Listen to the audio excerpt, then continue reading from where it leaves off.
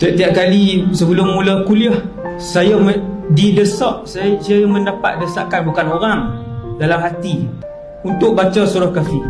Dan dia sangat mujarab, kerana surah Kahfi, tuan-tuan, daripada 114 surah yang diturunkan oleh Allah, surah Kahfi ini diturunkan khas oleh Allah untuk menjadi perisai ampuh kepada umat Nabi Muhammad daripada diserang segala jenis fitnah, dan juga fitnah yang paling besar, iaitu fitnah Dajjal. Tapi kena amal dua-dua tempat, dia baru kuat. Dia kalau tuan-tuan amal 10 ayat pertama je, dia jadi macam tak cukup. Benteng tu jadi macam separuh benteng, tapi dia separuh je. Tuan-tuan gabung dengan 10 tak akhir, dia jadi lengkap ke belakang, insya-Allah. Ayat 1 hingga ayat 10, ayat 101 hingga ayat 110.